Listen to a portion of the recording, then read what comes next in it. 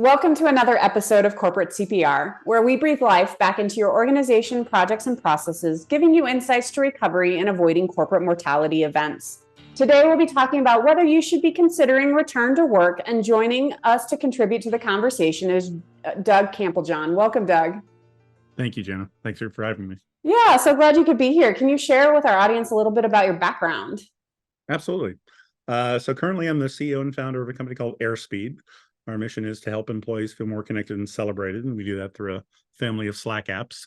You can go see in the Slack app store and get airspeed.com.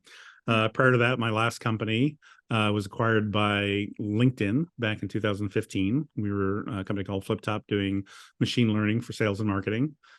Yes, we were doing AI back then. So I ran the Sales Navigator group of LinkedIn and saw that go from about 250 million to almost $1 billion business in that time. And then I got recruited by Salesforce to become the general manager of Sales Cloud. And I started in February of 2020. So 6 weeks later, the world looked like this. And on the one hand, I loved it. I never want to go back to an office 5 days a week again, but I miss people. And so, we tried all the same things everybody else did to try to form connections. And that was in the midst of that process was where the idea for Airspeed came. Well, excellent. Yeah. Well, obviously, return to work is a hot topic, and there's people on both sides of the camp, and some of us in the middle. So, should be an interesting conversation. So, maybe we can talk a little bit about, what are a lot of companies are, asking people to return to work. For example, Zoom is the most recent one I've heard about, asking for people to return 2 days out of the week, and they were kind of at the precipice or the forefront of the online work, remote work movement. So can we talk a little bit about, what might be some of those motivations that are driving people to return to work? Do you think it's the distrust, or do you think it's the connection, or what's kind of driving that? Well, I think, first of all, companies are sitting on a lot of real estate, right? A lot of pieces, right, that are going empty, and that's painful to watch. I think there's natural momentum and habits of the way it was always done. So you assume that's the best way it should be done. And I think that, there is probably a little bit of mistrust in some cases as well. I think that the question I ask is, let's flip the table for a second and assume this remote is how we always worked. Would we invent the office? And if so, what would it look like? I guarantee you it wouldn't be a set of cubicles where people go in and jump on Zoom calls, right? Next to each other, right? It would probably be a lot more, again, coffee bars, cafeterias, exercise rooms, places, daycare centers, places that say there's a benefit for me to go to this place and have social interaction. There's a lot of great brainstorming places where I can go collaborate with my colleagues. And it's got to be greater than the work, the commute into the office, and the environment that I have there has got to be something that should be better than what it is from working at home. And so I think I'm not a fan of the stick approaches. Like, you've got to come in 3 days a week or things like that.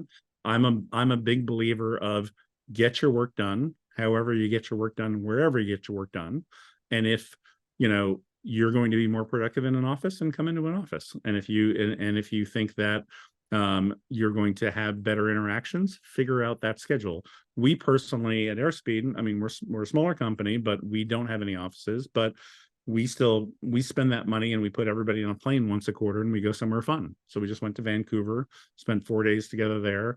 Very little like direct work conversations because meetings per se, because I find like we're going to get more interesting insights and brainstorming happening over drinks or dinner or a walk around the harbor than we would probably in a bunch of formally scheduled Zoom meetings. Yeah, the thing for me so I was work from home long before the whole work from home thing started. But what I noticed is you lose some key collaboration, I feel like, working from home sometimes, and kind of in two different ways. One, if you have a group of people who's in the office and then you have just a couple of people remote, right? It's a lot harder to engage with those people in the room because the dynamic's just different. They don't hear you, whatever. Sometimes it's difficult to participate, or they're having side conversations. And then the second one is when everybody's remote, you lose some of that tactile stuff, being able to write on a board. And I know there's like whiteboards that you can write on. But for some reason, to me, it doesn't seem like to have the same effect. So like, even though I've been remote since 2014 or whatever, there are certain meetings or periods, like we're big into project management, so periods of the project that I'd much rather be in person than I would remote. So what are your thoughts around that type of interaction? I think you're right. The hard part is, when COVID started to lift and people were starting to go back to the office, it was a disaster, right? You would have 5 people in a conference room and 2 people remote, and the people remote can't hear the people in the conference room because it's not set up properly, and they're just like it was a worst of all worlds. Or people would go back to their cube and everybody's on different Zoom calls, so everybody has to be on headphones, so they're not overstepping on each other's audio. So that's not the solution. I do agree there's something about the kind of unplanned communications. Water cooler really conversations for sure. Yes. We happen to be big users of Slack. And so we dog food that ourselves, and we use a feature in there called huddles a lot.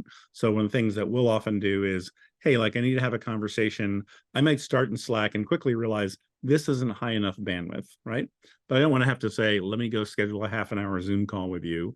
I just turn on huddles and suddenly I'm dropping into a visual, just like we're doing now, but it's not that doesn't have to sit on my calendar, and we can have a conversation 3 minutes or 30 minutes, whatever, and as we hop off and we're done, right? So that kind of much more casual way of happening works pretty well. But I have to say, I just got, in the last 2 months, it was really interesting. I got together with 2 of my former colleagues at Salesforce. One of them was the woman who took over for me when I left there to start Airspeed. Another one was running another division. And the first question I asked them when we sat down for lunch is, I have a really embarrassing question, but have we ever met in person before? And both of them were like, holy shit, I don't think we have, right? Like, we didn't know. Oh, yeah. But we felt connected. We felt like we had worked on stuff together. We were productive together. So I don't think it's as much of a requirement as a lot of legacy people believe. And I think that the generation behind us is just going to expect that flexibility. So when management talks about hybrid work, they're usually thinking, these fixed days in the office or minimum days in the office. When workers hear hybrid work, they're like, I want the flexibility. Yeah, and I for sure would never, want to go back to a company that to me, that's one time I posted on LinkedIn that I think the definition of success is flexibility, and flexibility in a lot of ways, not just where you work, but being able to kind of block out times on your calendar and being like, well, I'm just gonna take work a half day, or take a half day off in the middle of the day and work late into the evening because I want to go to a kid event or something. Flexibility is, I think, the ultimate indicator for me of feeling successful. Yeah, I think I just read that Apple's trying to take a policy where basically, if you're getting your work done, you've earned the right to work remote as much as you want. But if you're falling behind on your stuff, then they're going to ask you to be in the office to catch up or make sure that you're getting more supervision of that. So it's almost like an earned right to have that flexibility. Well, and you mentioned the feeling of connection, and so obviously your team has figured out how to feel connected. And so, what are some of those things that you do to create that connection? Yeah, and I think connection is the big missing piece, I think, for a lot of this, because obviously we use tools like Zoom for communication and Slack and similar, and Teams for collaboration. But I think the connection piece is something that we all felt during COVID. When you're sitting on a set of back-to-back Zoom meetings and you don't feel connected to your colleagues, or you don't feel connected to the mission, then frankly, the job is just a substitutable, puzzle piece. And someone comes along offering you more money or stock, you're like, okay, I can go do different Zoom calls with a different company unless I feel connected. So there's lots of Mm, stuff, obviously, about like, having those work buddies and having that sense of connection to the mission. And I think that's, culture is not about words on a plaque or ping pong tables and free beer. It's really about the people you hire and fire, and then how all those people get together, and mhm. connect. And I think really strong cultures are ones where you have obviously a strong team with a very clear shared sense of mission and purpose. But then they've also kind of developed this it's almost like being in a long-term relationship where you kind of finish each other's sentences. You have this trust layer. And I think the great companies trust is a default mode as opposed to distrust as a default mode. Terrible companies are ones Mm, like, I better go around that person. They're going to try to come after my job, or what. Those cultures break down, and that doesn't happen overnight. But unless you give as much care and feeding to that sense of connection that you do with the communication that I mentioned at LinkedIn, that's very likely to happen as you scale. And so I'll take a couple of incidents. Like, we think about everything from when we interview people. Like, our goal is that you should leave the interview being, I really want to work for that company, whether we offer you mhm. something or not. You've had a very pleasant experience. It's been one of the best interview experiences. When you Right. come on board, we want to say you leave at the end of your first day more excited about the company even than when you joined, right? We want to make sure very quickly we're connecting you to other people in the company. So you're not just meeting always with the same 10 set of people. You're continuing, like, expanding your network of who you get to know inside the project teams. We want to facilitate, like, when you're traveling, like, how do we actually get you face to face with other people inside the company that might be in different offices? We want to make sure that recognition is given on a regular basis and done well, right? And it doesn't always mean that you're giving it directly. It might be you're suggesting your CEO or somebody else in the company to give it.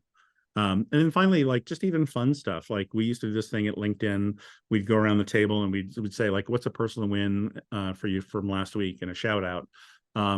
Which is really, really great way to get to know the team. But when you've got like 15 or more people in the room, that's like half your meeting, right? So at Yeah. Airspeed, we developed a little app called Icebreakers we use each week, where day before in Slack, you get a reminder message. You can go on your phone, you can post video, post photos. I take like 5-10 minutes, maybe at the beginning of our team meeting, and I Mhm. know what's going on with people, and we move on. So what do you do with that? I'm really curious. Like, do you show them, or is it Yeah. just, you know? Okay. No, we literally, like, I could even go into Slack now and show you what we did this morning. Like, Mm, and the nice thing is, like, not everybody has to participate. Uh, mm, you've got a record of it. So if you miss a meeting, you can go back and say, oh yeah, what were people sharing this week?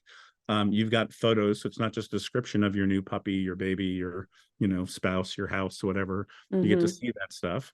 And I have learned more. I have to say, some of the people at Airspeed I've worked with for over a decade in the past. I've learned mhm. more about those people in the last 3 or 4 months than in the previous 10 years about who they are beyond the office. Yeah, that's excellent. Yeah, we're about to have our global meeting, and we've asked everybody to send travel photos, because coming out of the summer, and it doesn't have to be from this year, but just coming out of the summer, there's usually a lot of travel, and we're gonna do a montage. But because we had started our global meetings, for the longest time, we would introduce each person and let them answer two questions, and one was kind of a funny question, and one was a little more, you know. Um, get to know you type of question. And we got one point, I think we hired, I don't know, 10 people in a month, and we just couldn't do it anymore. And I'm like, well, how do we keep having this connection where we can learn about people, and without taking up the entire meeting, just going through and meeting everybody one-on-one. Yeah, we did it. I mean, like, in my last company, and previous companies, before that, we would take new employees out to lunch, and Mm, we had a standard set of like 5 questions. I forget, it was like, first concert, what do you like to do for fun? yeah. Something we'd be surprised to know about you, most embarrassing moment, things like that. Mm-hmm. Um, and it was a great way to get to know somebody. It was really fun. It kind of made us all feel connected. The problem was, if you weren't at that lunch or you joined after that person, you never heard their answers. And that person also didn't get to see what everybody else's answers were. Right. So they don't get to know about the people they're dealing with. So that's why we invented our intros app, which is Mm. being used by a lot of companies and communities as just a way to say, hey, here's a standard set of questions, get to introduce yourself. And then over time, you can be like, hey, who else is into, sailing, or who can I go, should we organize Mm. a snowboarding trip or a pickleball, tournament, like all that kind of stuff, because you've got that information about what people like and what they're into. And it's not just, buried deep in some Slack channel. Yeah, well, and so I guess one of my questions, though, the other things that I noticed from remote work versus in person, um, was that there was this level of, when I, like, way back, one of my, I was a project manager. My first project management job was at Cigna Healthcare. And so, I was surrounded by other project managers in cubicles, right? And I learned a whole bunch kind of from, osmosis, like just hearing conversations, hearing how they, like, other people handled it, just total eavesdropping, right? Because everybody's on conference calls with your headphones, but you could hear their side of the conversation. So I really learned actually quite a bit that way. And I've mentioned on this show before, like, one of the things we're struggling with is we have a whole bunch of interns. And we, you can't always invite them, I guess, to the Teams meeting or whatever. If, like, it's different. You can sit next to somebody and maybe the client doesn't know they're there, but if on a Teams meeting, the client's going to know they're there. Right. So, it's just an entirely different, it's very difficult to keep them engaged and learning. I guess there's a lot more being intentional, but it's also harder to even understand, like, well, how do I really make their intern experience awesome, when you're not in the same building?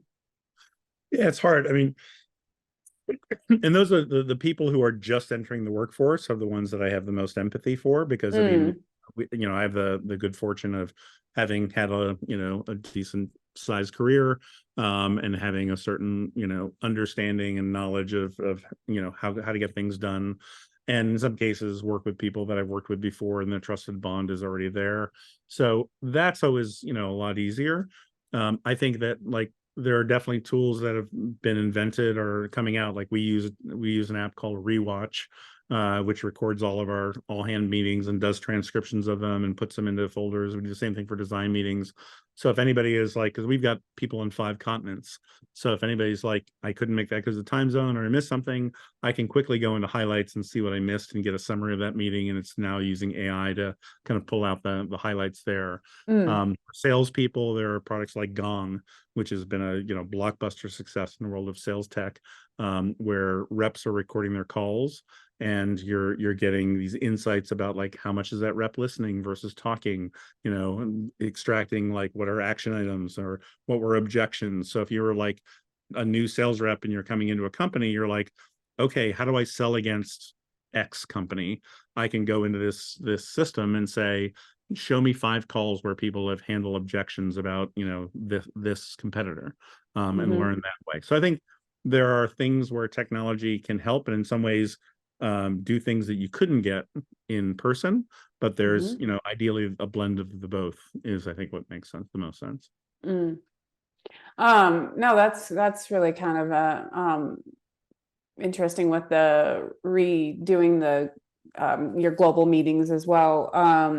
Do you find, though, that a lot of people watch that? Because I find, we do like a consulting 101, and I don't know that those get watched. Like, people come to the meeting, but if they had to miss a meeting for a client, I'm not finding that they're being really rewatched. So is there a way to kind of, are you finding a way to increase that engagement and the excitement around actually being intentional and going back and watching something like that?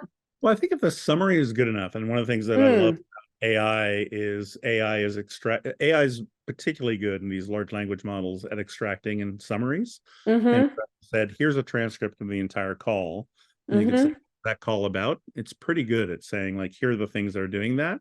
And some of these vendors are even saying, like, here we mentioned a competitor and it'll basically have a direct link into that part of the video. So you can jump just to that section. Oh You're yeah, right. like YouTube does. Yeah, a little bit. I don't think there's a lot of Yeah. people who are saying, I'm going to go back and rewatch the whole meeting. But if Mm, like I looked at the summary, that's kind of interesting. I want to see exactly in the customer's voice what they said or what the hmm video said there. Then these tools are making it easy to go do that. Any other thoughts on what, how to make the experience kind of better though for those recent grads? I mean, how to, I think, being able to jump in and have, like you're talking about the huddles and stuff, obviously you can build relationships like that, but what about the actual, learning? Yeah, I mean, I'm a big believer in also, proactively finding your mentors. Mm, The things that we do, for example, like, and you might guess a lot of the apps that we built at Airspeed are me wanting to solve problems for myself as a leader and a manager. But so hmm when I joined Airspeed, when I joined Salesforce rather, I had a team of 70, 80 people, and I'd probably met 5 or 10 of them. hmm And even I'd either get everybody in an all hands meeting or some big product reviews, but very few of them I would meet on a regular basis. And so I really wanted to say, hey, could you, I'm willing to carve out time each week or every couple of weeks to go meet, some new people and get to have them ask me anything they want to ask, and vice versa. Could you basically facilitate that for me? And I had, this very manual system with my admin do all that. At Airspeed, we just built an app called Coffee Talk where you can just say, I'm willing to do this. Anybody join the channel? Here are the kind of things here's the kind of people I want to meet with. Here's the kind of things I want to talk about. And it's almost like a dating app, algorithm that says, let me go match you to some people who might be very interesting to go talk to, and then facilitate those conversations. So again, you might use that and find a mentor in that process. You might find, some knowledge that you didn't have. It's getting outside of your rut of just, I look at my calendar and here's the Zoom meetings I've got to jump on today. Yeah. What do you, so I actually was talking to somebody from Zoom just the other day, and your solution's obviously very dependent on Slack. Mhm. And kind of my thing to her was, why am I going to pay for anything else when it's all included in my O365 license? I get that, there's a lot of features that Zoom has and Slack, and I would actually much rather be using either one of those than O365 and Teams and all of that. But what made you decide, I guess, well, maybe you don't use O365, but I don't know. What are your And thoughts? we had to pick a platform to begin with. Most of the, our peers in Silicon Valley are, Google and Slack shops as opposed to Microsoft shops. Mm, That's where we started. The Slack ecosystem is alive and very, very healthy and very well.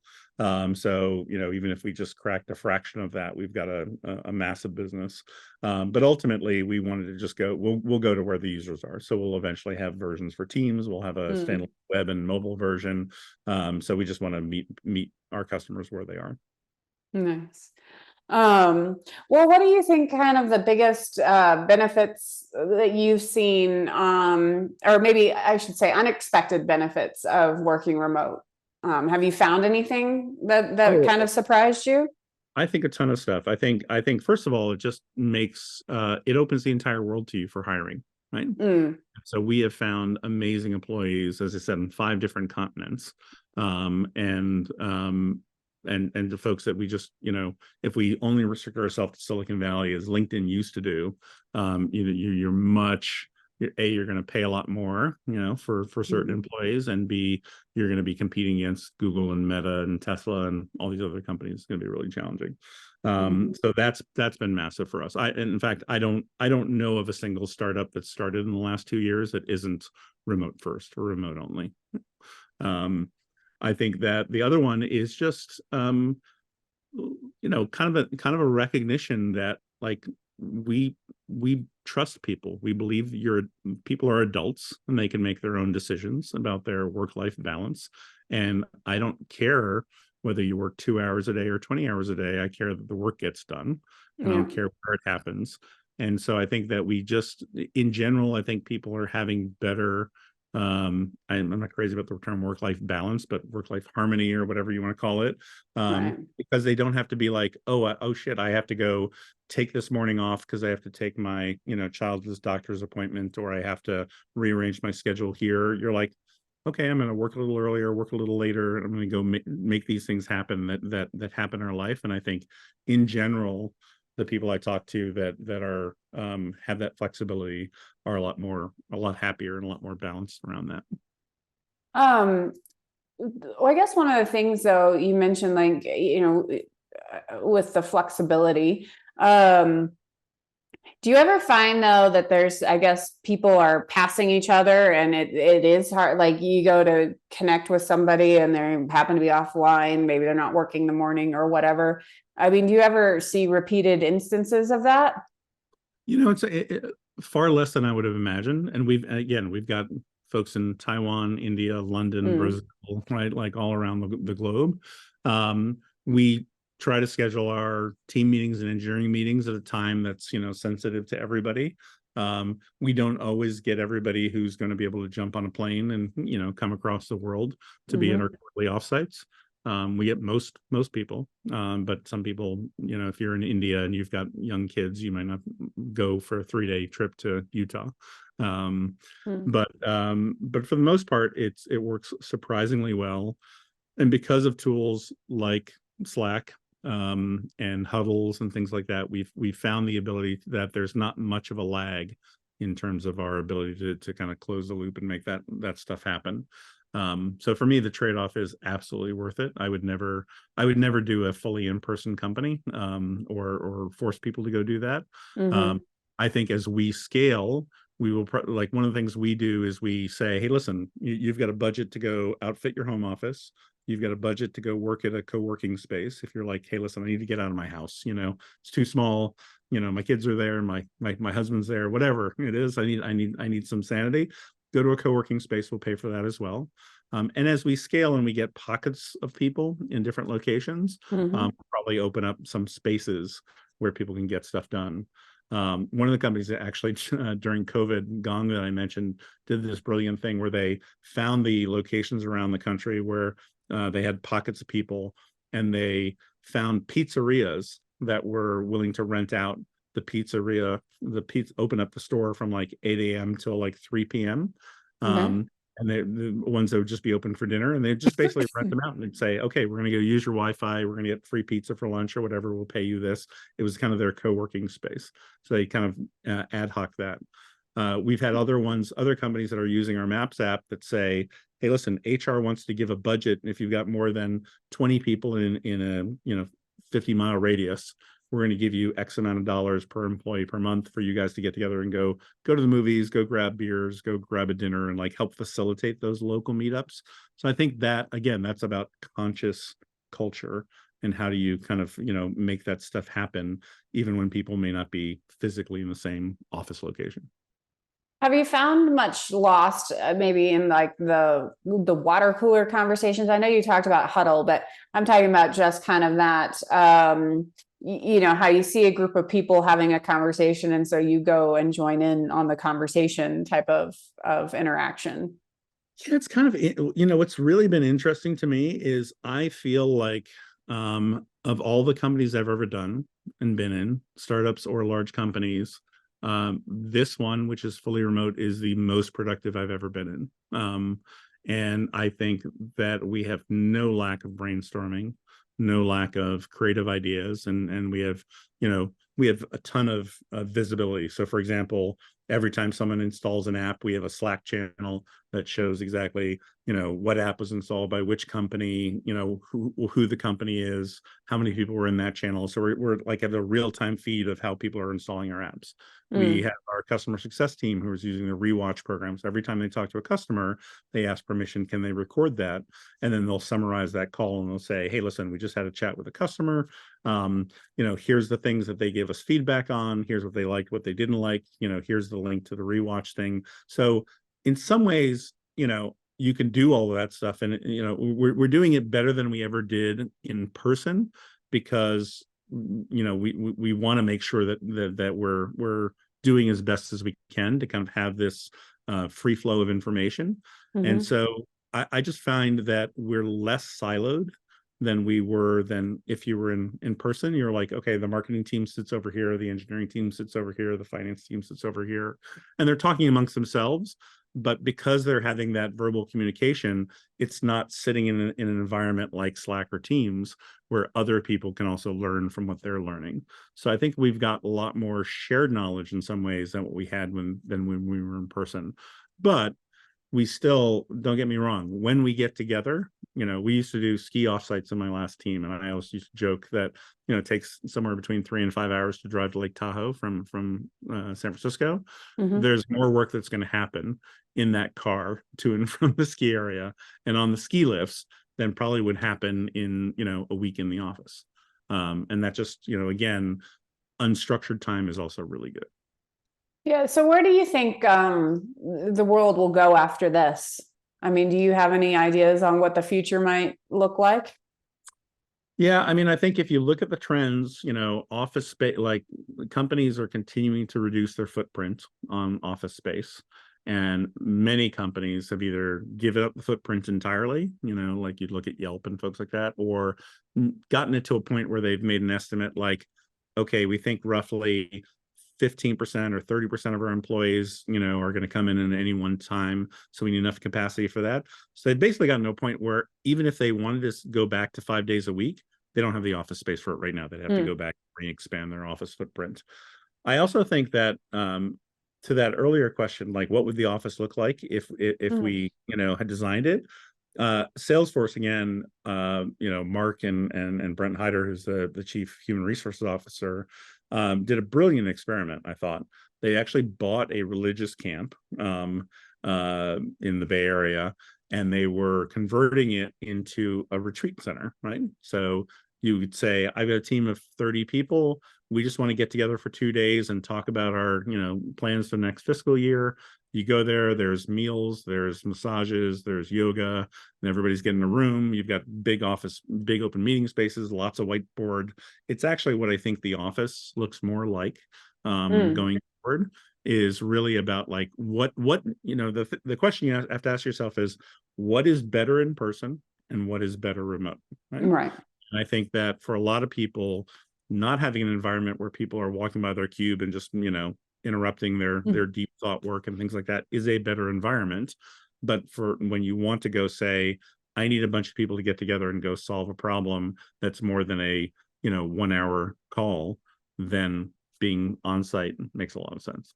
Yeah, no, that's great. Well, I'd love, this has been a really fascinating conversation, Doug. I'd love to hear what, the three things you want to leave top of mind with our audience are.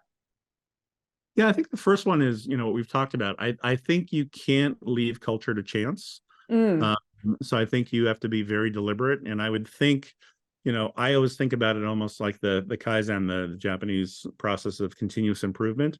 Think about all the touch points your employees have with your company, from interviewing to onboarding to annual review process to promotions, all those things, and think about how can you make that more deliberate, more something where the employee feels appreciated, felt understood, connected. And I think that's something I can't emphasize enough.